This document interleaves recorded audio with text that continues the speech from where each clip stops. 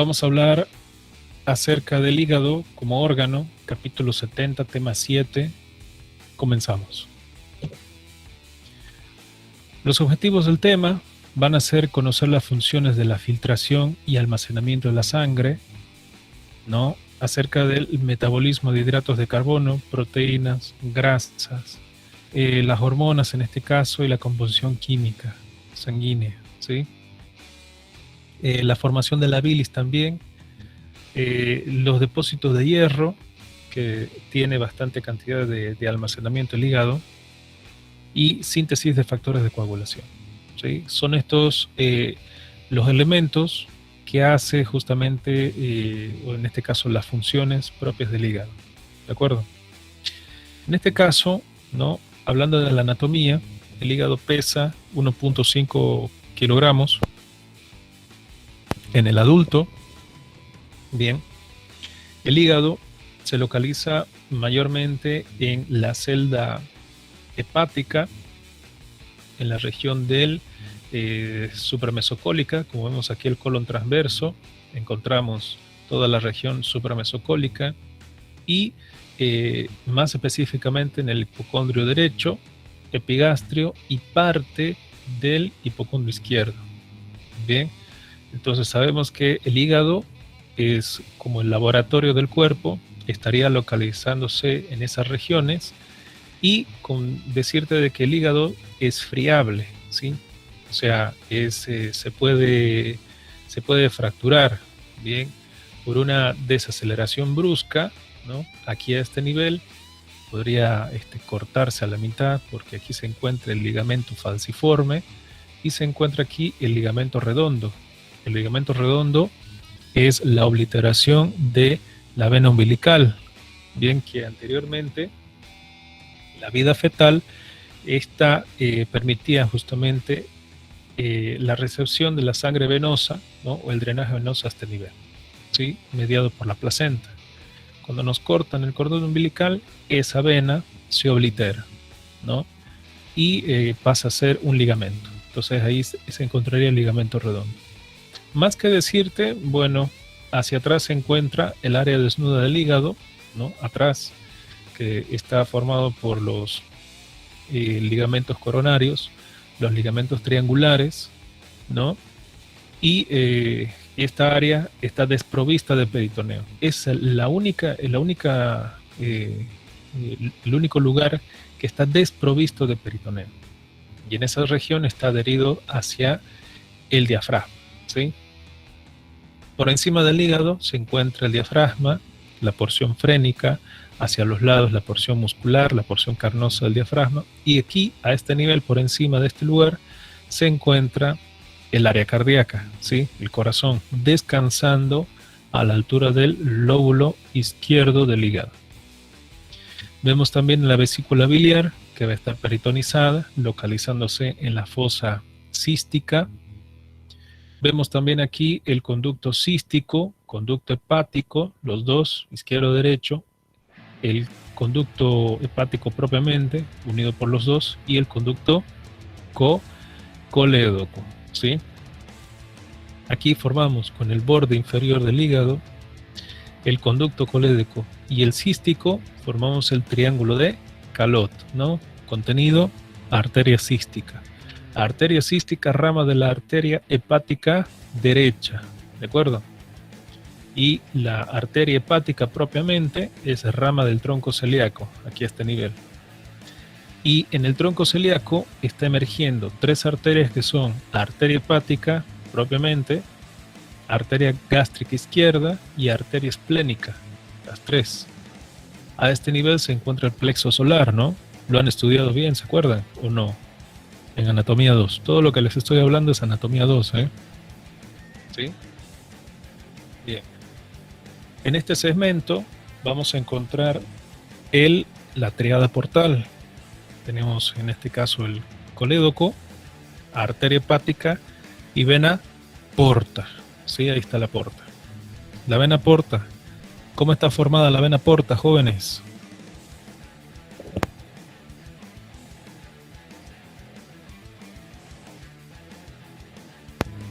La vena porta está formada por la vena esplénica, la vena mesentérica superior, la vena mesentérica inferior, ¿sí? Ahí se forma la vena porta. Esta vena porta, con las otras venas que acabo de mencionar, extraen, drenan la sangre del vaso, del yeyuno ilio, del colon ascendente, transverso y el descendente, ¿sí? Entonces todos los nutrientes, los minerales, vitaminas, lípidos, entre otros, ingresan a esta zona, ¿sí? Por medio de la vena porta. Ingresan directamente al hígado. Bien. Existe, ¿no?, una formación a veces de coágulos, ¿no?, por medio del drenaje venoso, que ya lo vamos a ver más adelante, ¿sí?, que hace que a nivel de la porta, o en este caso, o coágulos a nivel del hígado, o fibrosis, ¿no?, por procesos etílicos, ¿no? Entonces hace de que el drenaje venoso, que lo vemos aquí a este nivel, ¿no?, vemos la vena central y vemos la vena porta a este nivel, entonces hace que el pasaje de la sangre tenga dificultades. Por tanto, aquí a este nivel se vuelve más en más cantidad y aquí recibe menos cantidad. Cuando recibe la vena, o en este caso no puede hacer el paso de la sangre hacia la vena central, se produce hipertensión portal, ¿sí?, a este nivel. Es un dato importante que ustedes lo entiendan, porque si se produce una hipertensión portal, empieza a la extravasación o sudoración, en este caso de la vena, hacia la cavidad abdominal. También el peritoneo produce una extravasación de líquido, una sudación, ¿no?, que hace que se produzca la famosa enfermedad llamada ascitis, ¿sí? Entonces, una distensión abdominal. Ya lo vamos a ver más adelante. Bien. Bueno, la vesícula biliar, en anteriores temas hemos visto que dentro de la luz de la vesícula es como un reservorio de las sales biliares, ¿no? Y que las sales biliares, en este caso, es producido justamente por el colesterol, ¿se acuerdan? Entonces, la vesícula biliar, ¿no?, que es justamente el colesterol, uno de los productos de la formación de sales biliares, cuando está en altas cantidades de absorción, ya sea electrolitos y agua, se produce precipitación del colesterol formando cálculos biliares, ¿no? Bueno, entonces así podemos determinarlo. Bien, ¿qué más?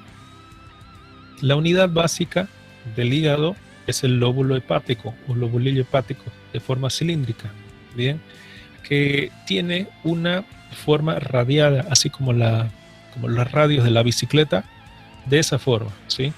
Así como hemos visto en el video, ¿te acuerdas? Hemos visto los hepatocitos, ¿sí? Los lóbulos hepáticos, es de la misma forma. Por eso es que cuando te mostraba el video, todas las veces era para demostrarte cómo era el contenido de Fisiología 2, ¿sí? La cantidad de lobulillos que se encuentra dentro del hígado varían entre 50.000 y 100.000 lóbulos. Bien, entonces aquí vemos ya las características, ¿no? Tenemos, por ejemplo, de los lobulillos, si le hacemos un corte transversal, tenemos la vena central, ¿no? Tenemos los sinusoides, aquí están los sinusoides, ¿sí? Estos dos espacios que son como formas radiadas, bien. Tenemos los espacios de Dice, que son estos espacios en blanco, como vemos, que aquí van a estar drenando el contenido linfoide, ¿sí?, hacia los conductos linfáticos, ¿sí? De la parte centralizada, así como pareciera la cola de la cascabel, ¿no? Aquí vemos, mira, la cola de la cascabel, ¿sí? La víbora, la serpiente, a cobra que dicen en Brasil, ¿no?, que tiene en la cascabel una cola ahí que empieza a hacer sonido, ¿no? Entonces, parecido a esto, ¿sí? Estas son las placas de células hepáticas, aquí los vemos, bien, que estas van a estar produciendo justamente las sales biliares, bien, las sales biliares, bilis, y lo liberan hacia el conducto biliar, bien. Y las arterias, ¿te acuerdas la arteria hepática que viene por esta zona? Al momento de ramificarse en todo el hígado, como vemos en esta zona, llegan a las células de Kupffer, ¿sí? A las células de Kupffer, las que van a estar dando más oxigenación que sangre venosa, ¿sí? Pero solamente a la altura de las células de Kupffer. Porque si te das cuenta, más sangre venosa tiene el hígado que arterial, ¿sí? Más sangre. Entonces, alrededor de por lo menos entre 800 ml recibe de sangre y 300 ml, perdón, 800 a 900 ml de sangre venosa recibe el hígado y unos 300 ml aproximadamente de sangre arterial, ¿no? Entonces, le basta más que suficiente al hígado como para que pueda hacer los procesos metabólicos utilizando el oxígeno, ¿sí? ¿Se acuerdan, no? Que a través del oxígeno se producen bastantes productos redox, ¿no? ¿Se acuerdan del redox? ¿Sí? Entonces, reducciones y oxidaciones de elementos químicos.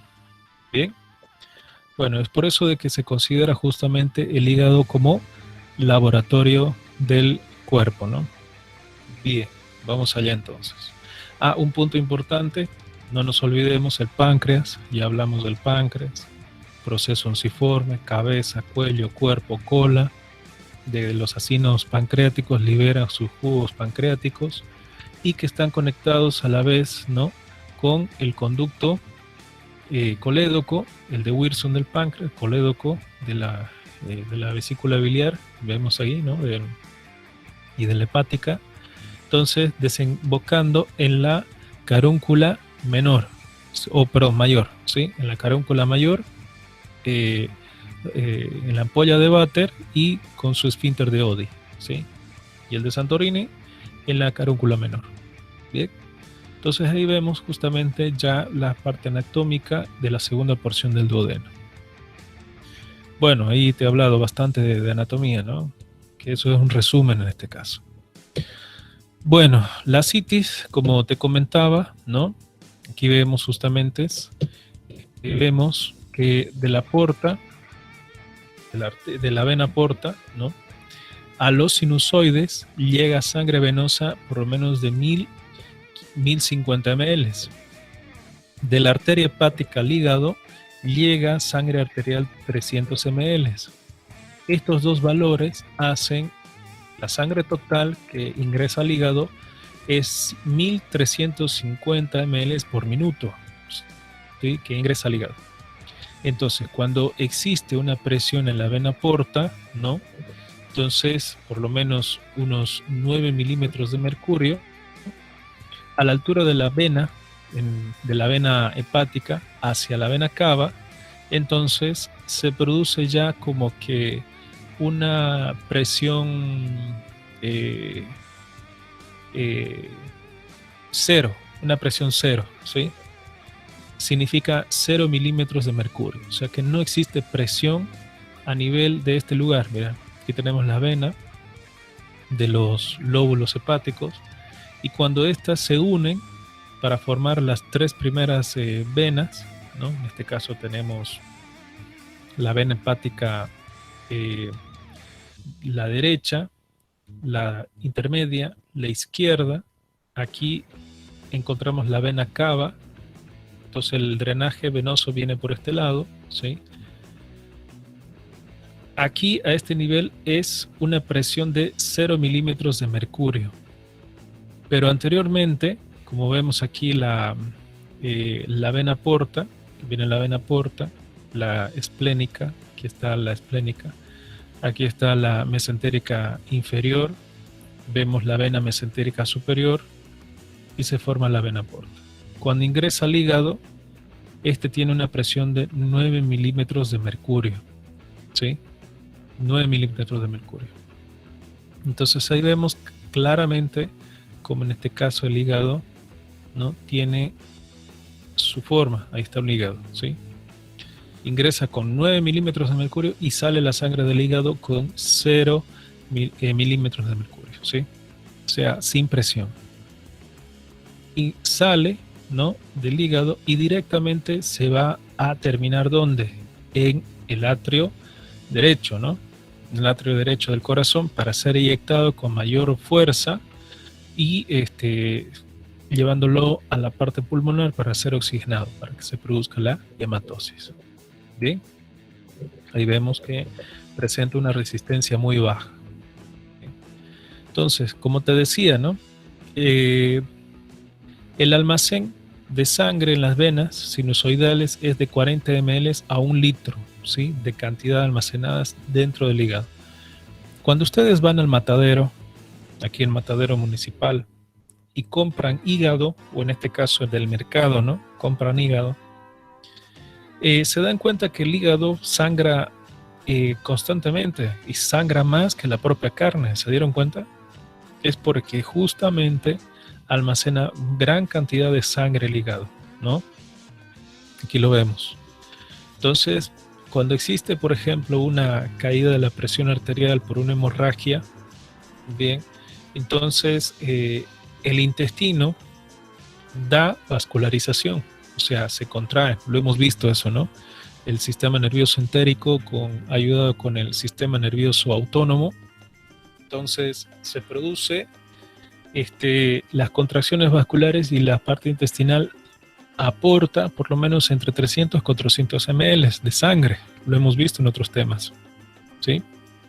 Y cuando también la sangre ha disminuido, los volúmenes sanguíneos disminuyen de los vasos sanguíneos periféricos, entonces el hígado también aporta sangre, ¿no? Como vemos, tiene una reserva de 1 litro aproximadamente, ¿sí?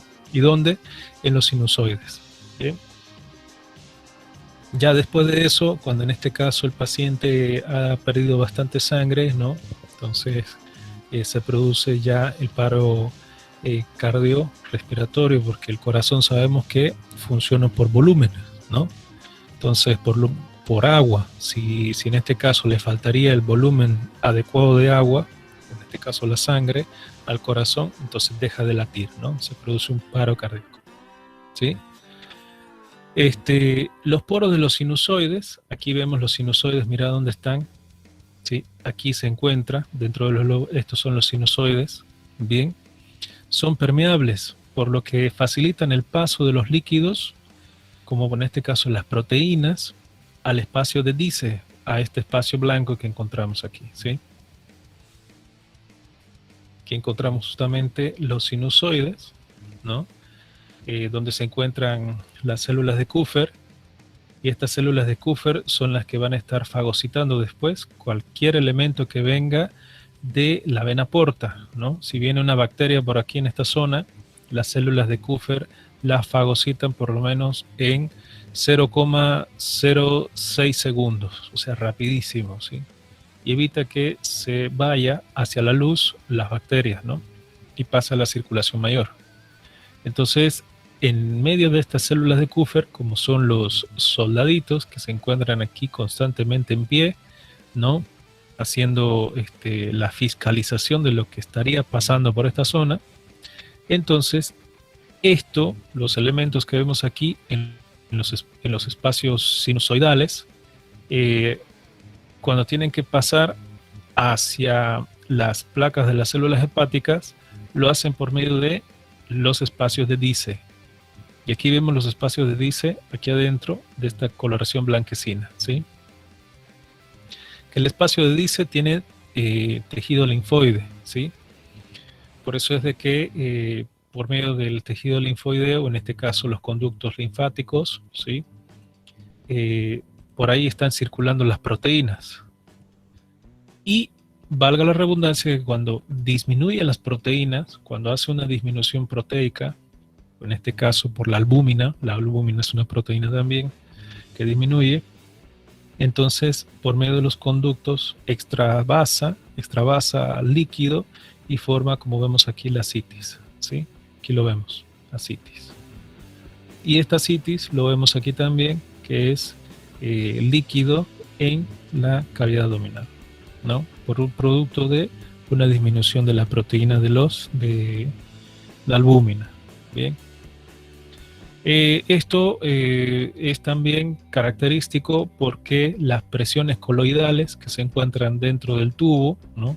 Se vamos a ver aquí, digamos, ¿no? Tenemos la presión hidrostática y la colodosmótica,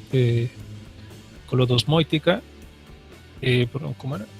Hidrostática y coloidosmótica, sí, coloidosmótica.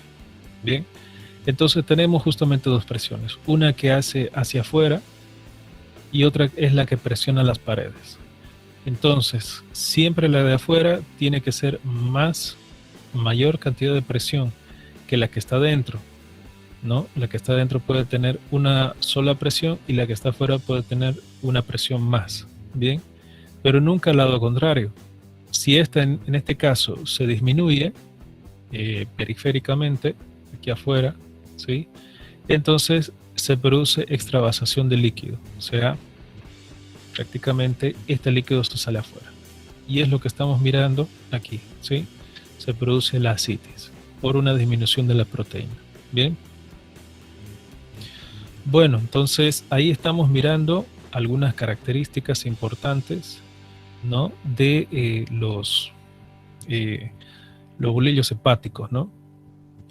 Bien, la mitad de linfa le pertenece al hígado, ¿sí? La mitad de la linfa, del líquido linfático que está pasando por aquí, le pertenece. ¿Por qué? Porque justamente aquí encontramos los espacios de Dice, ¿sí?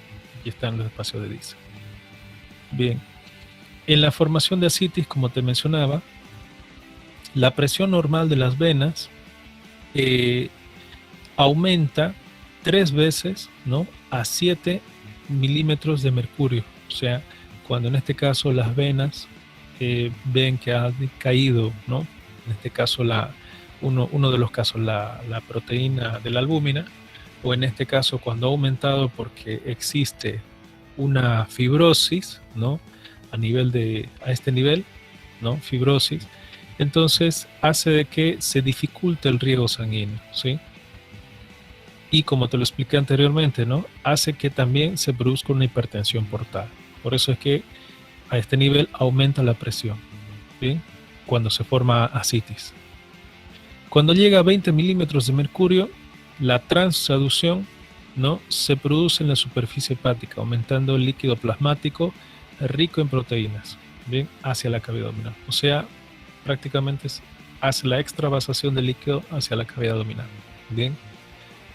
Bueno. En una cirrosis hepática, vemos cómo aquí estamos viendo los estadios, ¿no? de un hígado. Tenemos un hígado normal, ¿sí? Esta porción, un hígado normal. Tenemos un hígado graso, ¿no? Que se llama esteatosis hepática, un hígado graso. Tenemos una silueta que en este caso se llama cirrosis hepática, y estos puntitos que ves acá también son de grasa, de colesterol, pero está trabeculado, ¿lo ves? Trabeculado, está con trabéculas en todo este segmento. Y esos son producto de las fibrosis que en este caso sufre el hígado, ¿no? Generalmente esto se produce por la parte tílica, ¿sí? La parte tílica aquí. Bastante consumo de alcohol, ¿sí? Entonces se produce cirrosis hepática. ¿Por qué? Porque los hepatocitos empiezan a tener una hipoxia, se mueren y el tejido se vuelve fibrótico. En cambio, en la estatosis hepática se produce por alto consumo de grasa, ¿sí? Alto consumo de grasa. Entonces el hígado, como no puede metabolizar con mayor rapidez, en este caso la glucosa, ¿no? Los ácidos grasos provenientes de los triglicéridos, y en este caso también algunas proteínas que están en exceso también lo tiene que metabolizar para almacenarse de forma de ácidos grasos. entonces el hígado se vuelve así, amarillento, ¿sí? De la coloración violácea, como vemos aquí de hígado sano, bien, se vuelve amarillento, así de esa forma. Eso significa esteatosis hepática, bien. ¿Qué más? Así es un hígado normal, limpio, saludable, ¿no? Sin manchas, sin nada. Y aquí vemos ya un hígado graso, ¿no? Hígado graso con principios de cirrosis. Sí, aquí lo vemos, medio cirrótico. También el tabaco, así como los pulmones, en el hígado, ¿no? Para eliminar la nicotina, entre otras cosas, y las drogas, las sustancias, también hace que el hígado sufra, ¿no? Por medio de intoxicaciones farmacológicas, intoxicaciones de sustancias químicas que son nocivas para la salud, ¿no? Entonces también de esa forma se producen estas enfermedades, ¿sí? Bueno, entonces vemos que en una cirrosis hepática las células parenquimatosas que encontramos las células hepáticas se estarían reemplazando por tejido fibroso, ¿sí? Y al momento de reemplazar por tejido fibroso, como lo vemos acá, la sangre, ¿no? Que viene mayormente de la porta, como lo hemos visto, ¿no? 1050 ml por minuto, ingresa acá. Para que salga por la vena cava inferior, demora bastante y tiene bastantes dificultades, ¿sí? Entonces, ¿qué es lo que sucede? Aumenta la presión a este nivel. Bien, aumenta la presión a este nivel. Eso es lo que pasa. Bien, generalmente, como te dije, se produce en un cuadro etílico, ¿sí? O por ingesta de toxinas. En este caso, tomamos el tetracloruro de carbono, que es bastante tóxico para el hígado. Se produce también una cirrosis hepática por enfermedades víricas, como tipo de hepatitis A, hepatitis B, hepatitis C, ¿no? Y procesos infecciosos de la vía biliar, ¿sí? O sea, a este nivel.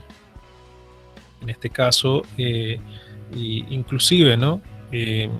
Cuando no puede drenar sus sales biliares el hígado por una obstrucción, ya sea de un cálculo, o en este caso parásitos, puede ser de que la vesícula biliar, ¿no? Se inflame las paredes y también los conductos hepáticos, ¿no? Que estarían drenando bilis. Entonces se produciría una formación ya de cirrosis hepática también. ¿Qué más? Si la vena porta se tapona con un coágulo, aquí a este nivel, ¿no? La presión portal a este otro, más abajo, o sea, si este coágulo lo encontramos aquí adentro, ¿no? Por X motivo se localizó aquí, ¿no? Lo vemos a este nivel. Entonces, la sangre que está por debajo de la vena porta, en este caso la vena mesentérica superior, la mesentérica inferior y la esplénica, entonces esta hace una dilatación en sus paredes, ¿sí? Aumenta entre 20 milímetros de mercurio y eso hace que exista extravasación del líquido plasmático, ¿no? Linfa hacia afuera, ¿sí? Dentro de la cavidad abdominal. ¿Se entiende, no? Entonces, como resultado, ascitis, ¿sí? Cuando en este caso la pérdida es exagerada, ¿no? Entonces el paciente puede morir en horas, en pocas horas, ¿sí? Esa es una enfermedad que ustedes lo van a ver más claro en fisiopatología o en patología. Bueno, aquí por ejemplo vemos, ¿no? Que en una hepatopatía, cuando se está extrayendo un hígado, ¿no? En este caso la mitad, independientemente si es la parte derecha o la parte izquierda del hígado, ¿no? La parte más saludable, entonces el crecimiento es también rápido, ¿sí? El crecimiento es el único órgano que puede crecer a su tamaño normal o un poco más grande, justamente porque está mediado por el factor de crecimiento hepático, ¿sí? Que tiene una respuesta mitógena, ¿sí? Aquí, por eso es que se restablece nuevamente el hígado en casi su total proporción. Bien. Ante fibrosis o inflamaciones o infecciones de cualquier género, esta parte regenerativa no se pronuncia, no se regenera, ¿sí? Entonces, a tener cuidado, ¿no? No es por el hecho de que el hígado se regenera, no importa, vamos a seguir echándole los tragos, ¿no? La cerveza. No. Entonces, si se deteriora por dentro, quiere decir que no se va a regenerar, ¿no? Entonces hay que tener mucho en cuenta ese aspecto. Generalmente para trasplantes, ¿no? Trasplante de hígado. Las células de Kupffer, ¿no? Que te mencioné, ya sabes dónde se localizan. Más o menos en 0,01 segundos hace la fagocitación de las bacterias que atraviesan en el intestino, ¿sí? Porque sabemos que el intestino tiene grandes cantidades de bacterias que se necesita justamente para hacer los elementos metabólicos de la digestión, ¿no? Y entre otras bacterias tal vez que son oportunistas cuando existe una disminución de la inmunidad del paciente, hace que se puedan filtrar algunas de las bacterias, como 1%, que es poco probable, pero igual, ¿no? Y entonces las células de Kupffer hacen justamente la fagocitación, para evitar que estas bacterias lleguen a la parte de la vascularización general. Bueno, en el hígado, ¿no? Se hace la metabolización de hidratos de carbono, metabolismo de grasas, metabolismo de proteínas, ¿sí? Como bien lo hemos explicado ya en anteriores clases, ¿no? De los hidratos de carbono se sale, ¿no? Saca los depósitos, en este caso hace depósito de glucógeno, ¿sí? En el hígado, cuando hay en exceso la glucosa, porque sabemos que de los hidratos de carbono sacamos bastante glucosa, ¿no? La fructosa y la galactosa, ¿no? ¿Se acuerdan? Entonces, esos dos tenían que ir al hígado para remetabolizarse nuevamente y extraer glucosa de ellos. Pero ya en el hígado, cuando en este caso hay exceso de glucosa, se deposita como glucógeno. Bien. La gluconeogenia, ¿sí? Es producto de formación, en este caso, de glucógeno. Bien. Y esto se hace de la forma inversa, formando la glucólisis, ¿no? El glucógeno se produce la glucólisis y libera glucosa con fosfatasa más, ¿no? Entonces la fosfatasa se libera y el glucógeno se utiliza nuevamente para la alimentación celular. La formación de compuestos químicos de hidratos de carbono también hace el hígado. Los metabolismos de las grasas, se hace la oxidación de ácidos grasos, ¿no? Oxidación, síntesis de colesterol, fosfolípidos, síntesis de grasa a partir de las proteínas de hidratos de carbono, ¿sí? Metabolismo de proteínas, como también lo hemos visto, desaminación de aminoácidos, o sea, los separa, ¿sí? De las carnes, en este caso las proteínas que consumimos, son degradadas hasta aminoácidos, y de ahí se estarían formando ya otros polipéptidos para formar proteínas después, o ser utilizadas para producción de enzimas, producción de mediadores químicos, mensajeros, etcétera, ¿no? Para todo lo que necesite la célula. Bien. Cuando se tiene que eliminar los residuos de proteínas, se elimina en forma de urea, ¿sí? En forma de urea. Entonces, para eliminar justamente el amoníaco, que esto es tóxico, ¿no? Entonces, de los líquidos corporales. Por eso es que nosotros, cuando vamos a medir la parte urinaria, la parte de los residuos urinarios, ¿no? En el laboratorio siempre miden la urea y la creatinina. Entonces aquí tenemos justamente la urea, ¿sí? Que es para eliminar el amoníaco. El amoníaco se transforma en urea para ser eliminado, ¿sí?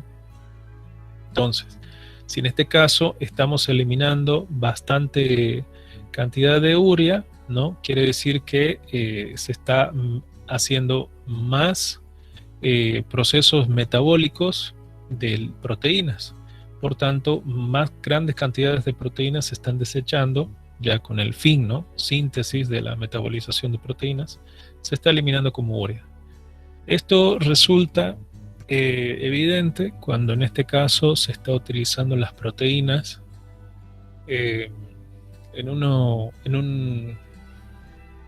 actividad física, ¿sí? En una actividad física, cuando estamos yendo a la academia, haciendo ejercicio, ¿no? Entonces necesitamos bastante nutrientes.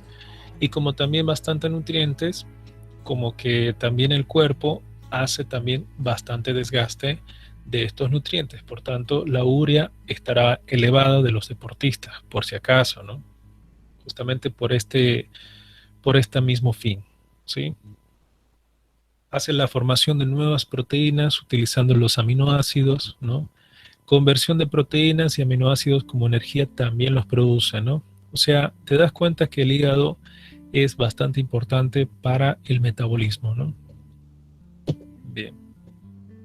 En este apartado encontramos ya las vitaminas que se depositan en el hígado son vitamina A, vitamina D, vitamina B12. La durabilidad de estos sin presencia de alimentos, por ejemplo, de la vitamina A dura 10 meses, de la vitamina D dura 3 a 4 meses, de la vitamina B12 un año o más tiempo. Bien, entonces eso dependerá justamente del estado nutricional del paciente y de cómo en este caso se ha quedado ya en reservas, ¿no? Porque estas son las reservas. Se deposita hierro en forma de ferritina por medio de la apoferritina en el hígado, ¿sí? Entonces ya sabemos, aquí está el hierro, ¿bien? El hígado produce factores de coagulación, como por ejemplo el fibrinógeno, protrombina, globulina aceleradora, factor 7, entre otros, que estos son justamente los mediadores de la coagulación, ¿sí? Y estos van a estar mediados por la vitamina K, ¿sí? Si nosotros consumimos vitamina K, entonces se produce o favorece en este caso hacia la cascada de la coagulación. Bien, que eso ya lo han llevado en Fisio 1. Bien. Bueno, ¿qué más? El hígado elimina medicamentos, ¿sí? En este caso, medicamentos metabolizados, ¿sí? Como por ejemplo las sulfamidas, la penicilina, la ampicilina, entre otros muchos medicamentos, ¿sí? Que ingresan al hígado, cumplen su función, o en este caso ingresan al hígado, se metaboliza en otros elementos químicos para hacer su función después. También metaboliza las hormonas, que son como por ejemplo las que hemos visto, ¿no? La tiroxina, T4, estrógenos, progesterona, el cortisol, que son justamente de la glándula suprarrenal, ¿no? El cortisol. Entonces, estos son muy importantes, que el cual hace el degradamiento, ¿no? Hace la reducción en este caso, o hace la oxidación y consecuentemente el catabolismo de estas sustancias, ¿no? Que justamente es la destrucción, bien, para ser desechadas después. Porque si en este caso se mantiene, ¿no? Entonces se mantienen estas de aquí circulantes, entonces existen gran cantidad, ya sea de hormonas como de residuos medicamentosos, haciendo una afección en el cuerpo. Bien, entonces estos desechos se eliminan por la bilis, ¿sí? Y la bilis, que le da el color característico, color verdoso amarillo, es la bilirrubina, ¿sí? Amarillo verdoso es la bilirrubina, ¿sí?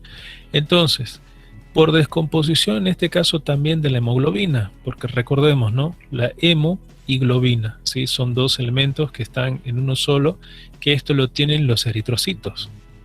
Cuando los eritrocitos llegan a los 120 días, en este caso de edad, ¿no? Se produce la apoptosis, se libera justamente la hemoglobina. Un determinado porcentaje se queda en el vaso, otro determinado porcentaje se queda en el hígado. Los macrófagos, las células de Kupffer, fagocitan estas de acá y ¿qué es lo que hacen? Dividen ¿no? Dividen en globina y en hemo, ¿sí? Por eso dice hemoglobina. Bien. Al momento de dividirse en hemo, se abre y da justamente el hierro libre. Bien. Y da también cadena recta de 4 núcleos pirrólicos. Entonces, vemos que esta cadena, este hierro libre, circula por ahí para ser otra vez metabolizada, pero en este caso la cadena recta de 4 núcleos pirrólicos se transforma en biliverdina, ¿sí? En el hígado, el cual esta biliverdina se forma en bilirrubina libre. Bien, este valor, ¿no?, de la bilirrubina libre tiene 0,5 miligramos por decilitro en plasma. La mayor cantidad de este valor de bilirrubina libre, ¿no?, en el plasma, digamos unos 40 miligramos por decilitro, entonces tanto en la bilirrubina libre como conjugada produce ictericia, como lo vemos aquí, ¿sí? El paciente se vuelve amarillo, se vuelve ictérico, ¿no? Ictericia. Así también sucede con los bebés, ¿no? Los bebés que salen amarillentos, amarillos. Entonces salen amarillos los bebés, ¿no? Producto de una incompatibilidad ABO, ¿no? Incompatibilidad ABO, incompatibilidad sanguínea en la mamá y en el bebé, ¿no? Las sangres no son compatibles. Eso es lo que sucede. Entonces existe una hemólisis abundante. Entonces el deterioro, como te mencioné aquí, ¿no? La hemoglobina está liberada bastante, los macrófagos han fagocitado todo esto y la bilirrubina conjugada y libre estarían circulando por todo el plasma, haciendo la pigmentación amarilla. El riesgo de esto, de la bilirrubina libre conjugada, es que puede producir alteraciones neuronales, puede producir también deterioros cognitivos sensoriales, ¿no? Puede producir una toxicidad cefálica, y más que todo eso produce en los niños que son a término, ¿no? O sea, que 9 meses de edad, que han tenido justamente incompatibilidad ABO, entonces produce justamente ese daño a nivel cerebral, ¿sí? ¿Qué más? Para que se salga esta bilirrubina, ¿sí?, libre, entonces generalmente a los niños se le coloca incubadoras, ¿no? En incubadoras, y toman duchas, ducha solar, ¿no? Es de esa forma como es que la bilirrubina sale justamente mayormente por la piel que por los riñones, ¿bien? Y que por las heces en este caso. Siempre sale en mayor cantidad por la piel. Bien, así se evita la toxicidad neuronal, ¿sí?, en los niños.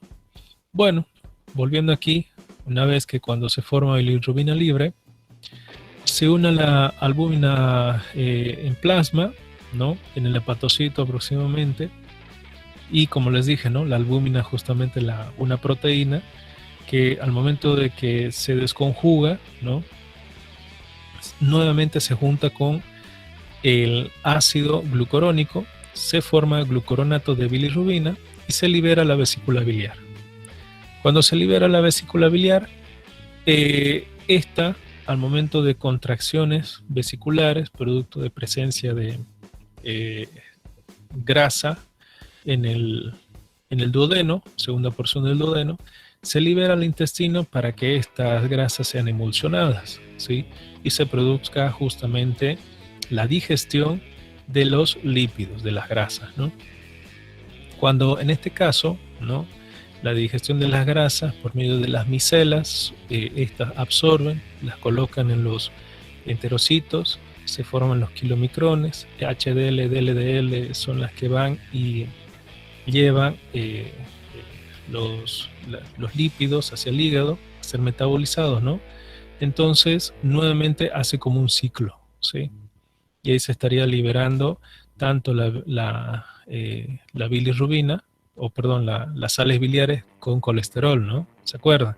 Lo hemos llevado eso en el anterior tema, ¿sí? Ahora, como vemos que la bilirrubina se libera en el intestino, ¿no? Entonces, las bacterias que están dentro de nuestro intestino, ¿sí? Que son estas bacterias son normales, saludables, son las que deberían estar normal, son las que por efecto bacteriano transforma estas bacterias en urobilinógeno soluble, ¿sí? Esta se absorbe nuevamente por los enterocitos y se va a estar transfundiendo hacia la parte plasmática, donde se va a eliminar en nuevamente en dos elementos, como por ejemplo, por la orina, ¿no? Al contacto del aire, eh, ya drenado justamente por los riñones, la nefrona, ¿no? Lo liberamos hacia la vejiga urinaria, y cuando hacemos el acto de la micción, ¿no? Orinamos, entonces al contacto del aire se oxida, ¿sí? Y cuando se oxida, ¿qué quiere decir oxidación? O sea, ganancia de oxígeno y pérdida de hidrógeno, ¿sí? ¿Se acuerdan, no? Eso lo hemos hablado anteriormente. Forma otra sustancia llamada urobilina, ¿sí? Y esa urobilina es prácticamente la coloración característica de la orina, y también formaría, en este caso, el color, el olor característico de la orina, ¿sí? El color y el olor, ¿sí? El urobilinógeno y la urobilina sería el olor, y el urobilinógeno sería ya la orina, ¿no? Y cuando se elimina por las heces, no todo se estaría eliminando por la orina. Cuando en este caso se elimina, tiene una forma pastosa, ¿sí? Las heces, y tiene una forma de color marrón, ¿no? Entonces, cuando en este caso se elimina hacia la parte externa, entonces en la ganancia de oxígeno está dispuesto a la oxigenación de la intemperie, ¿no? Las heces. Entonces, esta sustancia de urobilinógeno se estaría formando en estercolina, ¿sí? En estercolina. Por lo que esta estercolina es la que da la coloración prácticamente de las heces, ¿sí? Y el olor fétido, ¿sí? De las heces. En caso de alguna obstrucción del colédoco que no pueda liberar justamente las sales biliares, ¿no? Producto de un cálculo biliar, entonces las heces salen de color blanco en forma de arcilla. Aquí vemos unas heces blanquecinas, ¿sí? Entonces, si te das cuenta, acabamos de explicar todo el trayecto, la formación de bilis, para qué sirve, la forma de ictericia, cómo se produce, coloración de la orina, entre otros, ¿no?